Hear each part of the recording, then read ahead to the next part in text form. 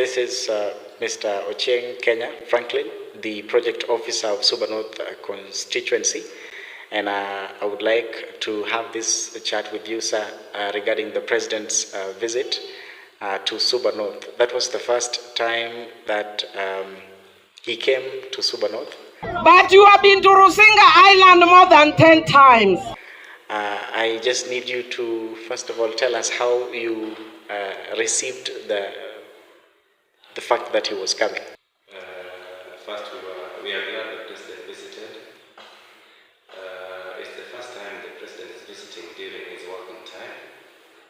Of course, we had a visit before, but it was during campaign. And we are also happy he launched the ring road and assured us that it will go to completion. Na hii kazi ikilegea mnatuma maneno kwangu. Si namna hiyo? He also gave us 20 million for operationalization of KMTC Beta campus, which is complete, done by Suba North CDF. We have a KMTC which is complete that needs operationalization. Tayari mimi nimesema ya kwamba ile KMTC tayari tuko na milioni 20 ya kufanyia operationalization ya KMTC yenu. And of course, he also said he will give us some TTI in Rusinga. Nimekubali ya kwamba kwa sababu ile technical training college iko huko mainland, pia tuwe na hapa island tuweke technical training college ingine. Ndio.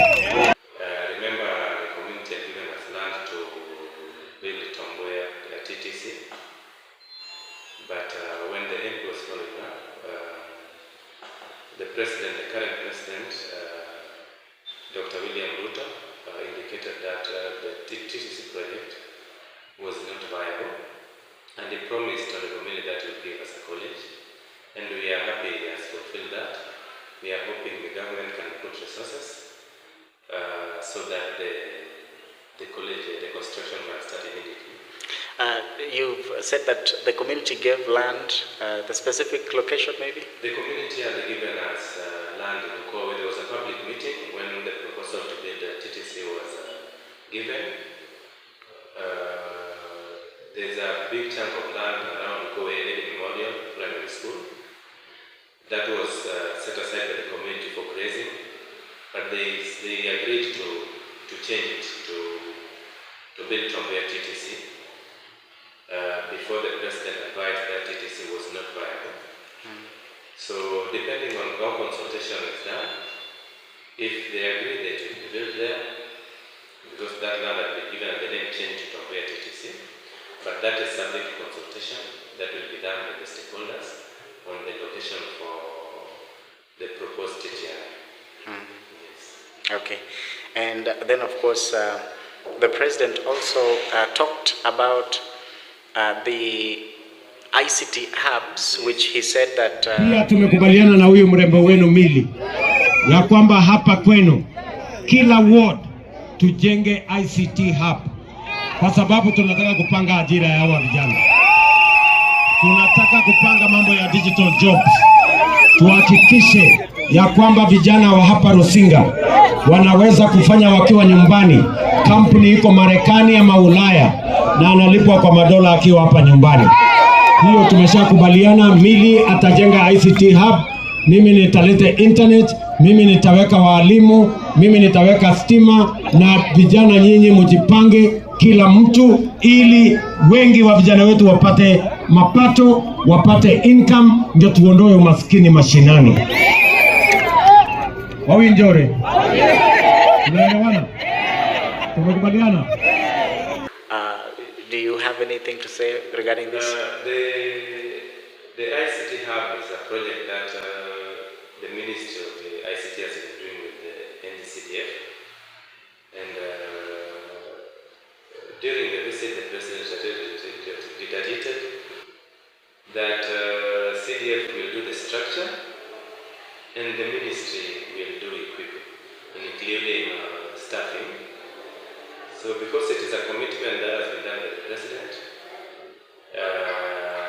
I believe the NP is going to work on it so that it's actualized. and indicated that it will be done in every ward. Yeah, he said in each ward of the constituency. Yes. We don't know how much this is likely to cost. The structure, it has to be worked on by the technical persons, and so that then we get the design that is required for the ICT hub. That is when we will know the cost of construction, and of course that is when we will also know the cost of equipment and the other logistics involved in starting. Yes. And he also mentioned vile vile tumekubaliana ya kwamba maneno ya soko hapa kwenu lazima tuwajengee soko mzuri ya kisasa. Hapa Homa Bay tunajenga soko 11 mpya ikiwemo yenu ya hapa Suba North. Unaelewana? how did you receive that information? We are glad because the market we currently have is congested. We know the traders some of them are selling along the road, and if we are optimistic, if the president promised that he will give us a new market, it will decongest the current market and give more space to the traders, so that we also avoid the risk of selling along the roads and avoid also accidents. Oh, yes. But somebody could say that there is the Mbita Product Market and then the Rusinga Market. What would the other facility be needful for? We have a market, but we don't have a modern market. The president promised us a modern market. A modern market has better facilities than modern facilities. That is what we are optimistic we will get. We have a market. While it's congested, we have many people, and people are scrambling for space. And with that in mind, the world is moving. So if the president has promised us a modern market, we believe that market will offer better quality services and better equipment for our tenants. Okay. Yes. All right. And then, of course, the president's main job during his tour was to launch the construction of the improvement to bitumen standard of the Rusinga Ring Road. There have been murmurs in the public that, going by previous examples, for example, the road from this place, Mbita to Sindo to Magunga, there was some stoppage. Do you think that there is that the likelihood of that happening here as well? We are privileged to host some of the care engineers in our office, and they've assured us, just as the president did, that the road will be done to completion. And you may be aware, even up to where it has reached, it has been done more than the one for Mbita Sindo Magunga was done. And the contractors, I was even on site today, the contractors are also telling us that they were sure that money is available, and that's why they are working to meet the timelines that they were given. The president also said that hapa Homa Bay County tumewapatia 1.5 billion ya kuunganisha stima ya watu kuku mashinani, na huyo pia Ondai atashikana na mili watuambie ni kijiji gani haijapatikana stima, tupeleke stima huko. from where you sit, do you see some villages still lacking power, and when soonest can they be connected to the national grid? In terms of power connectivity, I can say the agencies involved have tried. Currently, we have a design for Udugi Ugege area being done by RIREC. Kolowari also being done by RIREC. Mheshimiwa recently wrote another letter to RIREC to request for more areas covering Wakondo, Gera, Paga, Duele areas, and many other areas. So in terms of power connectivity, we are not badly off. to ensure the last mile project that was started before, because they brought the poles, they erected the poles, but they didn't connect the wires. They complete them and they committed.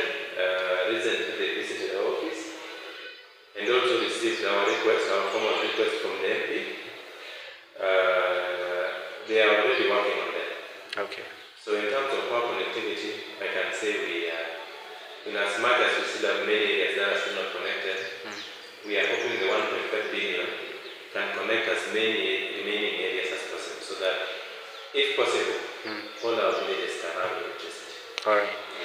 And the 20 million shillings that the president said that had been set aside to operationalize the MTC of Beta, has it been disbursed, or has he indicated when it's likely to be given so that the facility may start operation? First, the structure is complete.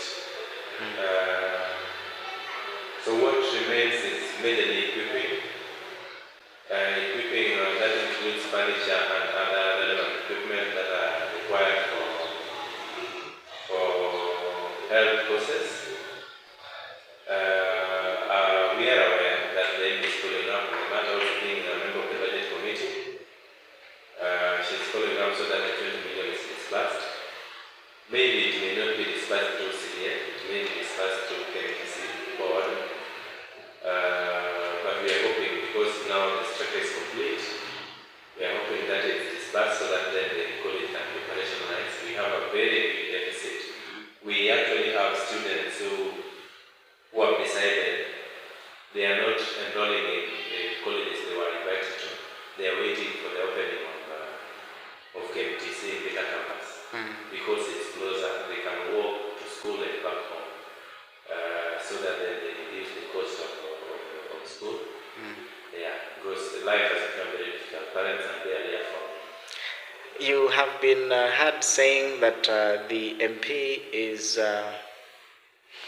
giving sponsorship or support to some students who would be the first to register. Is it here at the MTC or purely at the Beta Technical Training Institute? We have Beta TVET that currently has about 400 students, majority from the local community.